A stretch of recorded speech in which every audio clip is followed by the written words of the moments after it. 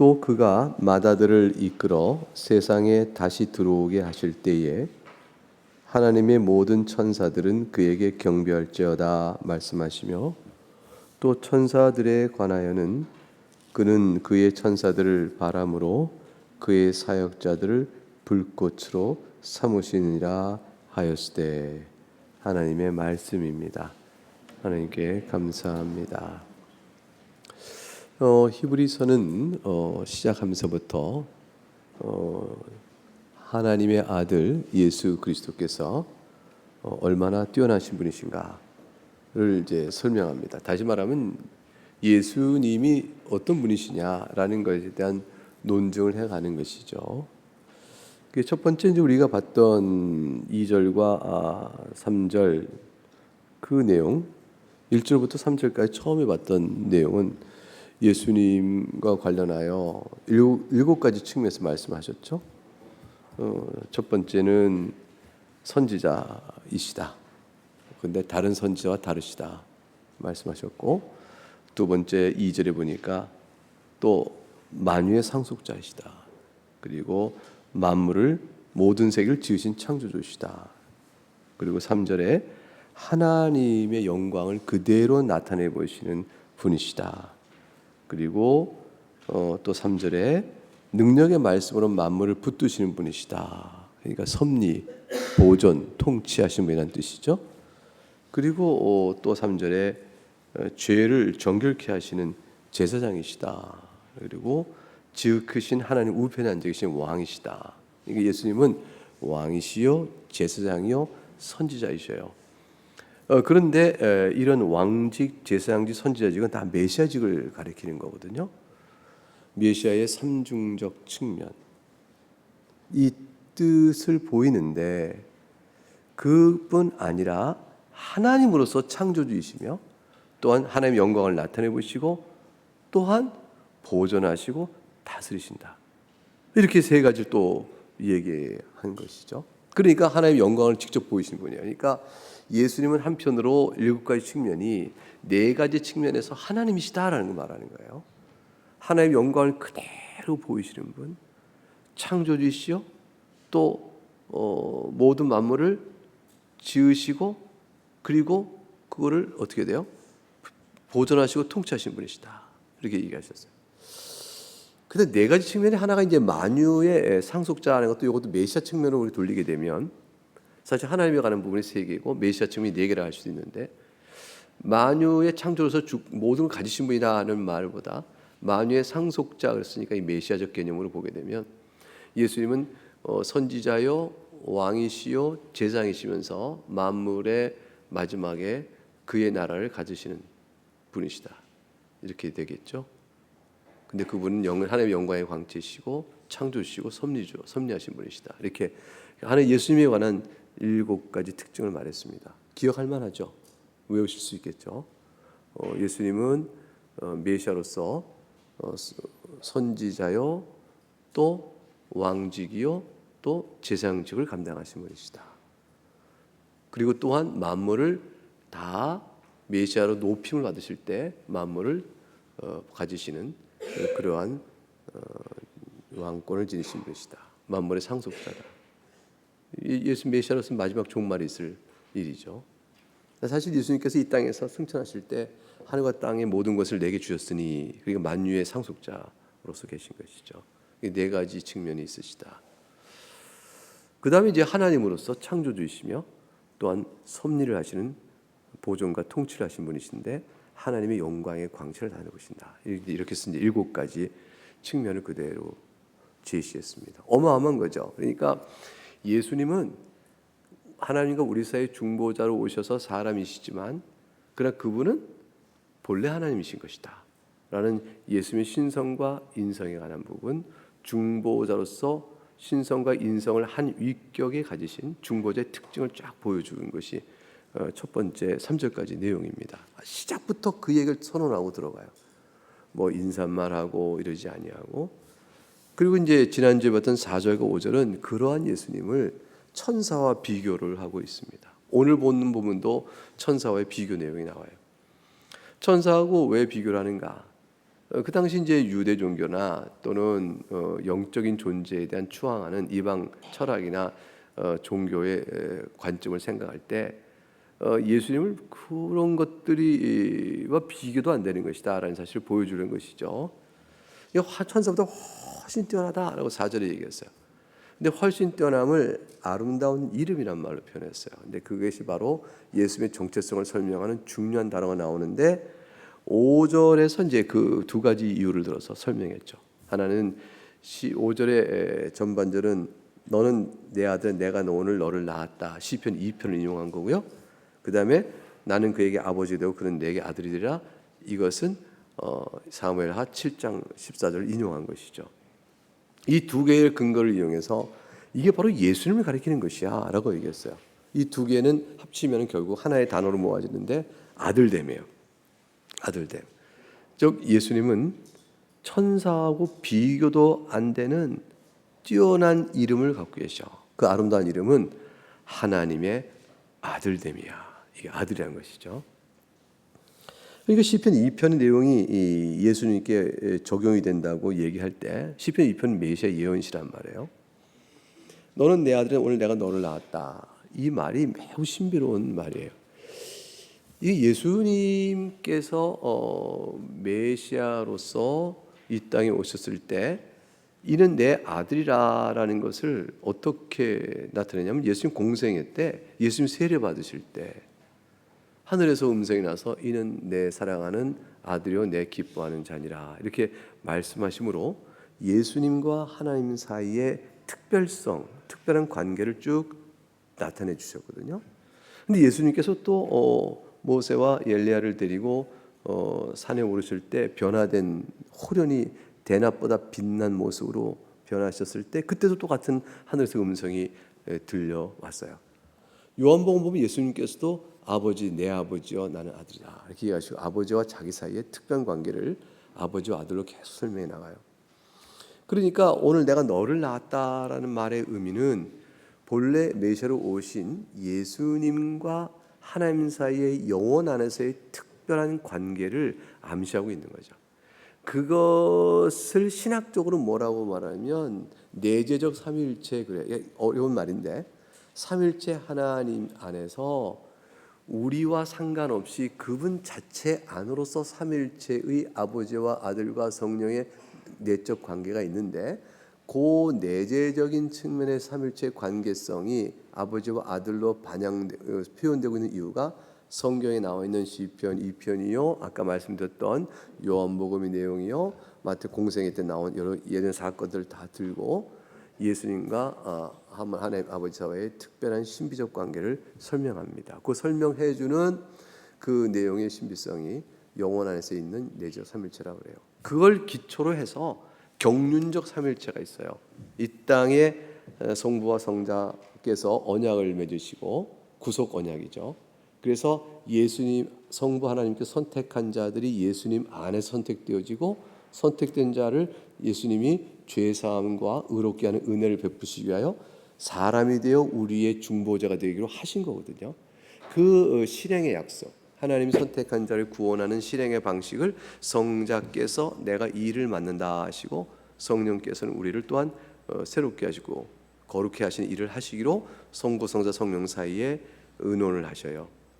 이거는 위격 간의 의논이지 하나님으로서 신성 안에서는 다 똑같이 하시는 일이지만 위격 간의 대표성을 가지고 그 일을 해나가기로 하셔요.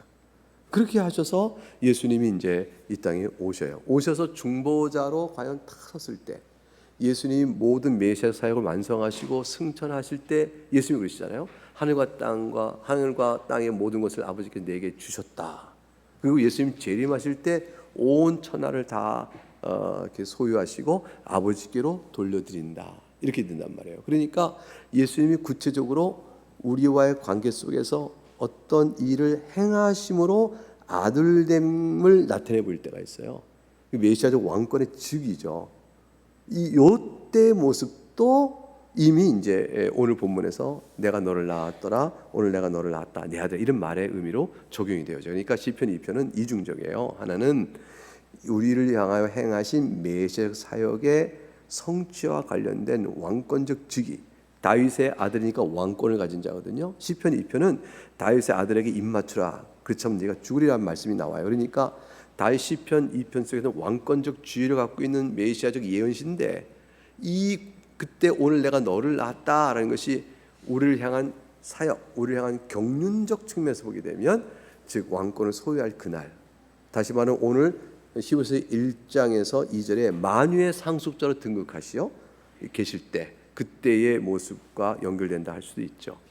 어쨌건 시편 2편은 예수님께서 신비한 영원 세계 안에서의 아버지와 아들의 관계이든 그분이 이 땅의 아버지와 아들의 관계성 안에서 내적 삼일체를 기초로 하여 경륜적으로 우리에게와 구속사역을 이루실 때 하시는 메시아 사역을 표현하는 것이든 이 시편 2편은 예수님이 하나님의 아들이라는 이름을 갖는 아주 아름다운 특별성을 갖는다는 걸 보여주고 있는 거죠.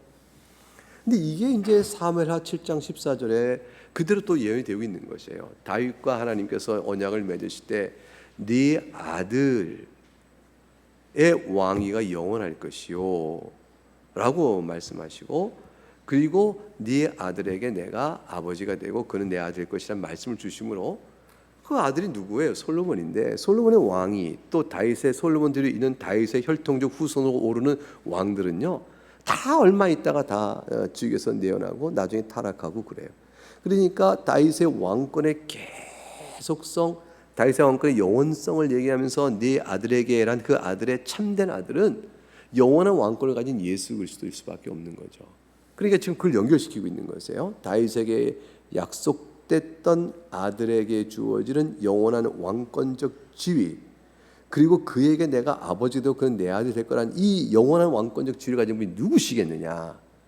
그게 바로 솔로몬도 아니요 다윗의 실제 이 땅의 아들들이 아니고 그것은 다 예표요 그것을 통해 가르침 받은 메시아인데 그분이 바로 예수님이시다라고 말하는 거죠. 예수님의 영원한 아들이 되어져요. 그러니까 이 두 가지의 언약과 예언적 구조를 가지고 예수님이 바로 하나님의 아들이다라는 걸 드러내므로 천사하고 비교가 안 된다라고 말을 해준 것입니다. 오늘 6절과 이제 7절의 말씀은 계속 그것을 이어져 오는 내용인데 특별히 6절과 7절은 이제 하나님께 경배를 받을 뿐이라는 것이 6절에 설명되어 있죠. 6절 말씀을 같이 한번 또 읽어보겠습니다. 시작. 또 그가 맏아들을 이끌어 세상에 다시 들어오게 하실 때에 하나님의 모든 천사들은 그에게 경배할지어다 말씀하며 그래서 맏아들이다 여러분 맏이란 말이 붙었죠. 앞에는 그냥 아들이다 했는데 맏아들 했으니까 맏아들은 아들이 하나일 때 써요, 여럿이 있을 때 써요? 여럿이라는 개념이죠. 근데 여기서 맏아들이라는 말은 여럿이라는 뜻이 아니에요. 여럿 중에 한 첫 번째 아들 이런 뜻은 아닙니다. 근데 말로 그러면 제일 먼저 나신 자라는 뜻이에요. 그러니까 그걸 우리말로 번역하기를 맏아들 이렇게 돼 있어요.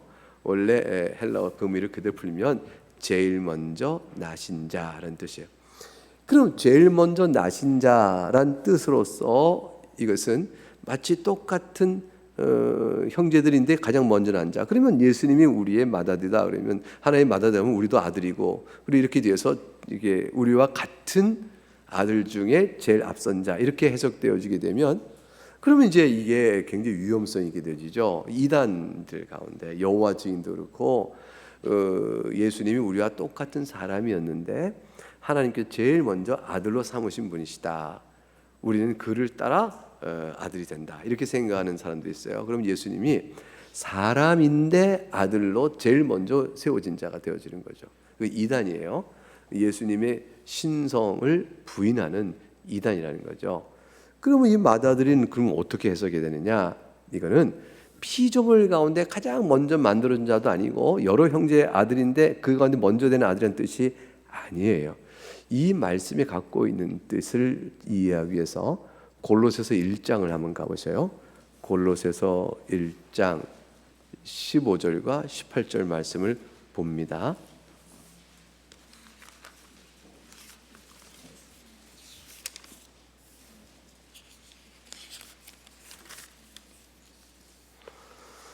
골로새 1장 15절에서 18절 먼저 15절을 읽어볼까요? 시작. 그는 보이지 않는 하나님의 형상이시요 모든 피조물보다 먼저 나신 이시니. 여기서 무슨 말이 나왔어요? 먼저 나신 이. 이거를 세 글자 줄이면 뭐가 될까요? 맏아들. 두 글자 줄이면 뭐가 돼요? 장자. 이렇게 돼요. 이 먼저 나신 이가 도대체 뭐냐? 이 말만 보게 되면 모든 피조물보다 비교치가 나오고 있어요. 그러니까 얼른 생각하면 피조물 가운데 먼저 나신 자구나. 그래서 먼저 나신 자가 피조물의 범위에 속한 것으로 생각되기가 쉽겠죠? 근데 그건 오해예요. 왜 오해냐면 여기서는 앞에 보이지 않는 하나님의 형상이시오라는 말에 주목해야 돼요. 보이지 않는 하나님의 형상이신데? 그럼 피조물이 아니잖아. 피조물인데 하나님의 형상을 보인다고? 그거 어떻게 된 거지? 그 다음 16절을 읽어봅니다. 시작.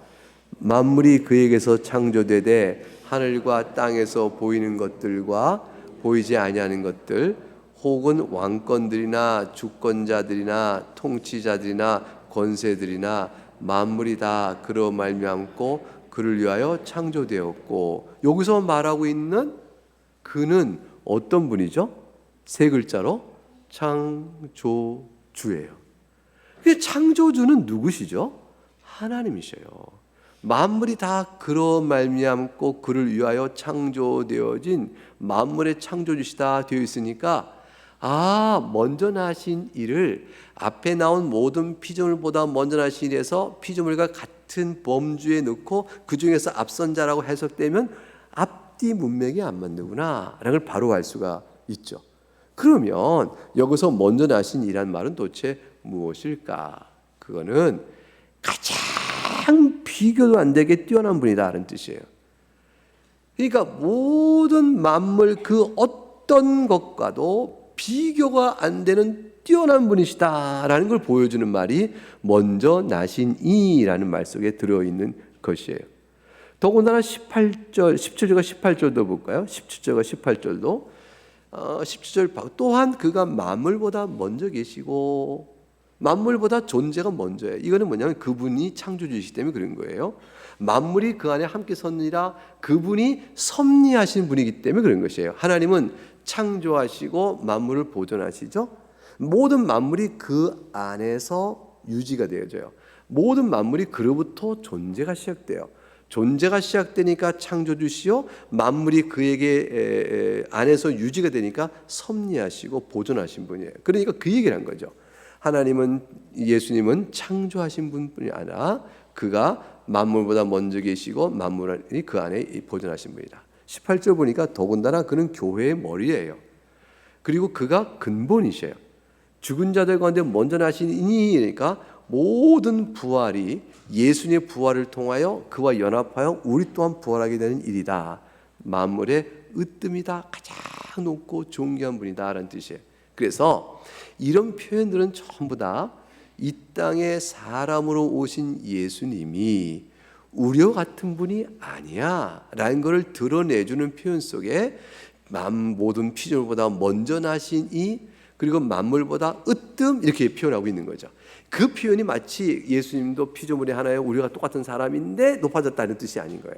그분은 바로 창조주이시고 만물에 보존하시는 분이시기 때문인 거죠. 그러므로 먼저 나신 이, 즉 맏아들 되심, 또 유일한 아들 되심 이런 말들은 전부 다 그분과 비교할 수가 없습니다. 이 세상에 있는 어떤 것도 그분과 비교 안 되는 뛰어나신 분이십니다 라는 걸 표현하는 말이 그 뜻이에요. 그러니까 먼저 나신 이가 그러하듯 히브리서에 나와 있는 맏아들 이런 말도 그런 뜻이에요. 그가 맏아들을 이끌어 세상에 다시 들어오게 하실 때 그 어떤 피조물과도 비교가 안 되는 뛰어나신 바로 높으신 바로 그분이신 왜 그게 높을까요? 왜 어떤 피조물보다도 높으실까요? 그가 창조주시기 때문에 그가 교회의 머리시기 때문에 그래요. 그분이 바로 맏아들이신데 이란 뜻이에요. 이러한 장자 맏아들을 가장 높은 지위에 있다는 표현의 구약적인 성경 표현은 몇 군데 찾을 수 있는데 그렇게 주석적인 의미의 강력한 지지가 되기보다는 오히려 예수님이 어떤 분인가를 설명하는 앞뒤 흐름이 더 견고히 지지해 줍니다. 뭐든 시편 89편 27절에 내가 또 그를 장자로 삼고 세상 왕들에게 지존자라 이름을 받게 하겠다, 이런 말이 이제 그 장자가 어떤 세상의 인구가 뛰어난 지존자, 이렇게 이걸 표현한다는 높임의 뜻이 있다는 걸 이제 설명하고 주석자들은 이걸 갖고 오게 되는데, 그것도 충분치 않아요. 왜냐하면 비교와 같은 카테고리에 있는 분이 아니에요. 그걸 비교할 수 없는, 범주를 뛰어넘는 다른 차원, 다른 존재로서의 탁월성을 담고 있는 말이어야 하는 것이죠. 그러니까 그가 맏아들 이끌어올 때 그가 6절 하반절에 하나님의 모든 천사들은 그에게 경배할지어다라고 되어 있죠. 이 말을 통해서 천사는 말이에요, 보통 존재가 아니거든요. 하나님이 만드신 존재들 가운데서 우리가 크게 보게 되면 생명체들 가운데서 식물 빼고 동물 빼고 사람 빼고 천사예요. 그러니까 근데 사람을 포함한 다른 여타의 생명체들은 다 몸이 있는데 천사는 몸이 없는 영적인 존재로 하나님이 만드셨어요. 그러니까 타락한 인간에게 있어서는 천사란 굉장히 신비롭고 경이롭고 높고 영적 존재라 되어서 이것이 왜곡되고 또 비뚤어진 인간은 전부 천사를 하나님이냐 하나님 섬기는 일들이 벌어지게 되고, 귀신들은 사탄도 영적인 힘의 작용으로 사람들을 홀려 자신이 하나님인 양 우쭐대며 종교를 만들고 악하게 미혹하고 끌어오지요. 그게 세상에 있는 모든 영적인 힘들이거든요. 그러니까 이 천사라는 것은 두려움과 또 경배 대상이 되고, 하나님께서 어떤 이렇게 일을 하고자 보내실 때 천사 나타나 어떤 일을 해주는 일들에 대한 일들은 전부 천사를 경외하여 여기는 거죠. 이것이 잘못되어지면 천사 숭배주의가 되어지는 거예요. 근데 오늘 본문은 천사 숭배주의자에게 단칼에 그치렸다는 사실을 말해주는 거죠. 예수님은 천사 비교도 안 되는 뛰어난 아름다운 이름을 가진 분이요, 천사들은 예수님을 경배할 자예요. 예수님은 천사들의 경배를 받으신 분이에요. 자, 그러면 어떤 분이어야 천사들의 경배를 받을까요? 딱 한 분이에요. 하나님이셔야 되는 거죠. 그래서 이 말씀의 근거 구조를 이제 우리가 찾아볼 때, 히브리서가 이제 다 성경 근거 구조를 갖고 얘기하니까 그 중에 하나가 이제 시편 이제 97편 7절을 인용을 해요. 여러분 관주 성경도 보게 되면 하나님의 모든 천사들은 그에게 경배할지어다, 이 말을 시편 97편 7절을 가져오는 걸 볼 수가 있어요. 거기에 보게 되면 조각한 신상을 섬기며, 조각한 우상, 만들어진 우상을 섬기고 그 앞에서 그 험한, 그 헛된 험한 거를 자랑하고 의지하고 있는 사람들은 다 수치를 당할 것이다. 너희 신들아 여호와께 경배할지어다, 이 말을 붙여요. 너희 신들아, 신들아가 너희가 섬기는 신들아 여호와를 경배하라, 이렇게 해도 되어지는데, 요 신들이 그 천사로 번역이 가능해요. 그래서 히브리서는 그걸 천사로 번역하고 있는 거죠. 그래서 천사라고 해석해주고 있는 것입니다. 그래서 시편 97편 7절에 나온 너희 신들아 여호와께 경배할지어다, 우리말로 요 신들아 되어 있는 요 시편 97편 7절의 신들은 히브리서에서 바로 그 천사로 해석해주고 있는 거예요. 그래서 너희 천사들아 여호와께 경배할지어다. 조각한 신상, 험한 우상을 섬기는 자는 다 수치를 당할 것이며, 수치를 당하게 될 거든 그들에게 수치를 당할 만한 뛰어나고 높으신 분이 있는데, 그분이 누구냐? 여호와 아니시냐? 그 여호와를 모든 천사들 다 경배하라 하고 그 말을 그대로 누구에게 적용하고 있어요? 히브리서에서 지금 예수님께 적용하고 있어요. 예수님이 여호와시거든요. 구약성에 나온 여호와 하나님 누구시냐? 그 예수님이셔요. 여호와 하나님 예수님이세요? 그럼 아버지 하나님 여호와 아니신가요? 아버지 하나님도 여호와세요. 성령 하나님은요 여호와세요. 구약의 여호와는 하나님이란 뜻이에요. 여호와는 언약을 이스라엘과 맺으신 하나님이시에요. 그래서 성부와 성자 성령 세 위격의 하나님이 다 구약에서 여호와로 나타나셔요.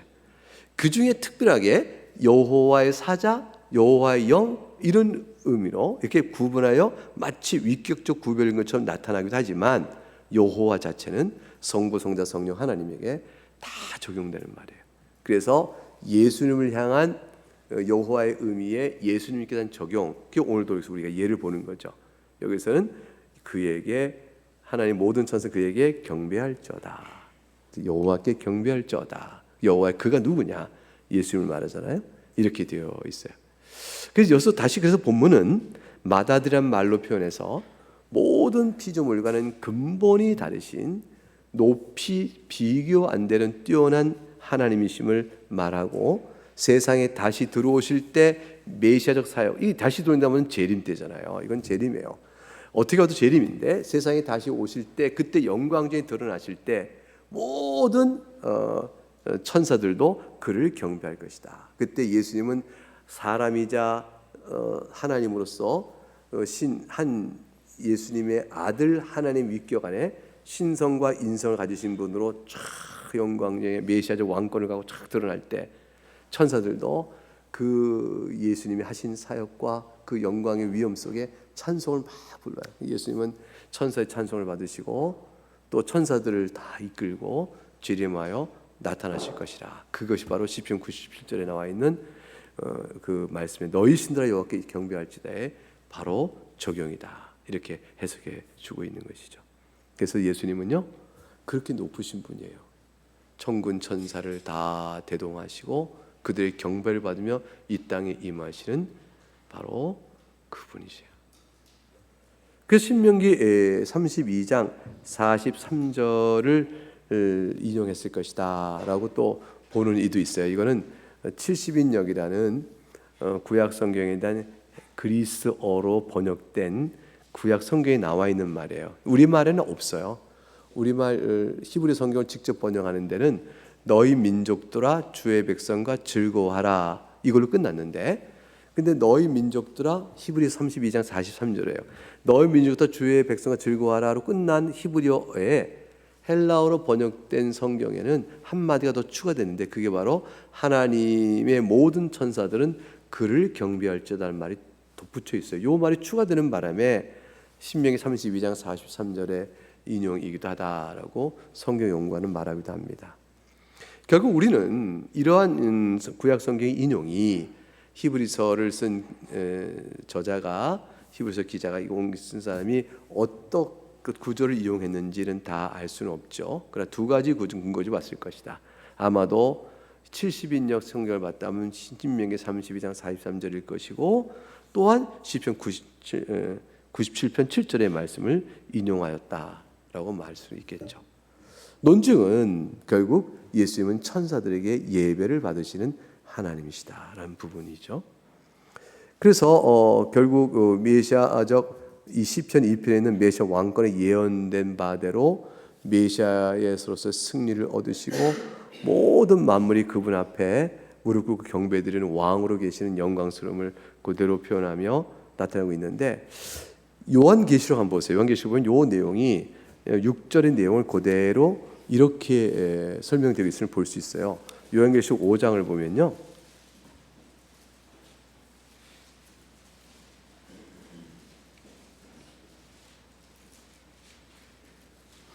요한계시록 5장 11절과 12절을 보셔요.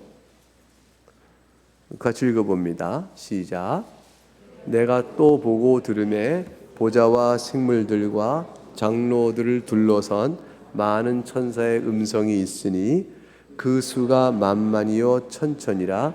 큰 음성으로 이르되 죽임을 당하신 어린 양은 능력과 부와 지혜와 힘과 존귀와 영광과 찬송을 받으시기에 합당하도다 하더라. 여러분, 이 경배가 누가 지금 큰 음성으로 경배하고 있죠? 죽임을 당하신 어린 양을 향하여 능력과 부와 지혜와 힘과 존귀와 영광과 찬송을 받기 합당하다고 경배하고 있는 무리가 누구예요? 그렇죠? 11절에 둘러선 많은 천사의 음성이 있으니 수가 만만여 천천히 있는 천사의 음성이 큰 음성으로 이렇게 찬송하고 있는 거죠. 이게 히브리서 우리가 있는 1장 6절의 말씀이 이렇게 계시록 안에서 선명하게 드러나고 있는 거죠. 주님 다시 오실 때 세상의 맏아들이 되어 세상에 다시 오실 그날일 때 이루어질 영광의 찬송의 모습을 그려주고 있죠. 계시록 14장도 마찬가지 내용을 담고 있습니다. 계시록 14장 1절과 5절의 내용 보게 되면 어린 양이 시온산에 섰는데 14만 4천이 있다라고 되어지고, 그 속에서 하늘에 나는 소리, 많은 물소리와 같은 우레소리가 있는데, 그 소리는 3절에 보좌 앞과 네 생물과 장로 앞에 새 노래를 부르니 속량받은 14만 4천밖에 없다. 이들이 막 찬송을 부릅니다.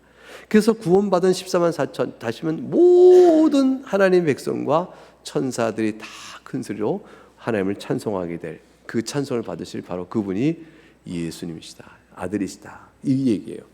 그러니 예수님을 떠나 어디로 가겠냐, 예수님을 떠나 어디로 가겠냐, 이걸 설명하고 있죠.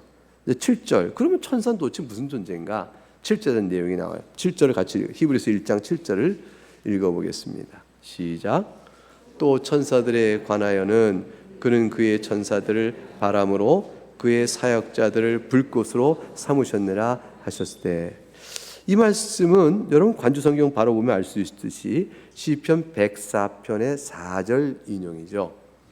천사가 신비로운 존재이지만 그러나 그는 하나님이 왜 어떤 용도로 천사를 만드셨느냐, 하나님의 사역을 받들기 위해서. 그래서 하나님께서, 이것도 오해하지 마세요. 하나님께서 도구가 필요해서 도구를 만드신 게 아니에요.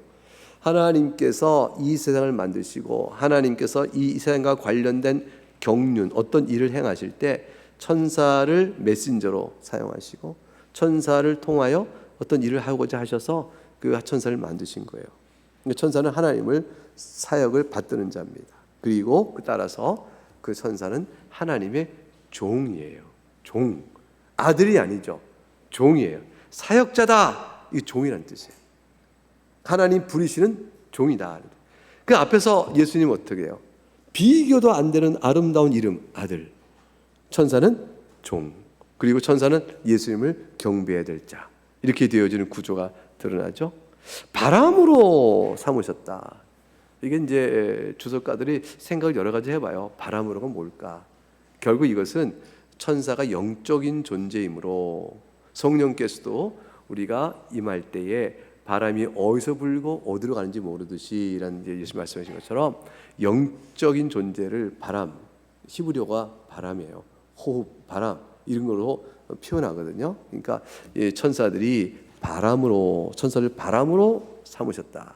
하나님께서 영적 존재로 삼으셨다는 뜻이고, 불꽃으로 삼으셨다. 이것은 천사들이 하는 사역과 관련 측면이다. 그래서 바람은 천사의 존재, 불꽃은 천사의 사역, 이 두 가지 측면을 반영한다. 이렇게 생각하죠. 천사는 바람과 같은 영적 존재요. 그러나 그 불꽃같이 그가 하나님 앞에 행하는 일을 열정적이고 충성되게 하는 종이다. 이렇게 보여지는 측면이 있다. 볼 수 있죠. 이 불꽃으로 왜 천사를 표현했을까를 이제 성경을 막 찾아보면 한 두 군데 정도밖에 안 나와요. 그 중에 하나가 제일 유명한 게 떨기나무 가운데서 여호와의 사자가 불꽃 가운데 모세에게 나타났던 모습이 이제 한 가지 예로 드는데, 그러나 뭐 천사를 불꽃으로 하는 것은 그런 사역의 특징이 한 두 군데 찾아볼 수 있지만, 중요한 것은 천사의 사역이 빛난다는 거예요. 그래서 하나님이 맡기신 일을 아름답고 열정적으로 신실하게 함으로 빛나는 모습, 그걸 표현하는 것이다. 이렇게 보면 좋을 것입니다. 그래서 천사는 불꽃으로 삼으셨다는 것은 충실한 사역자죠. 그리고 바람으로 존재가 영적 존재라 할 수 있어요. 그렇게 되어지니까 하나님께서 맏아들인 예수님과 천사를 비교하여 그의 뛰어남을 설명해주고 있습니다. 자, 그 시편 103편 한번 열어볼까요? 시편 103편. 결론적으로 이 두 가지 내용, 오늘 읽었던 6절과 7절을 모아보면 시편 103편에서 나와 있는 내용으로 결론이 맺어져요. 시편 103편 19절부터 21절까지 내용 보게 되면 아들과 천사 사이에 어떤 차이가 있는지, 아들은 곧 여호와 하나님이시니 그 내용을 요약해 준 부분이 나옵니다. 103편 19절 찾으셨어요? 19절부터 21절까지 같이 읽어봅니다. 시작.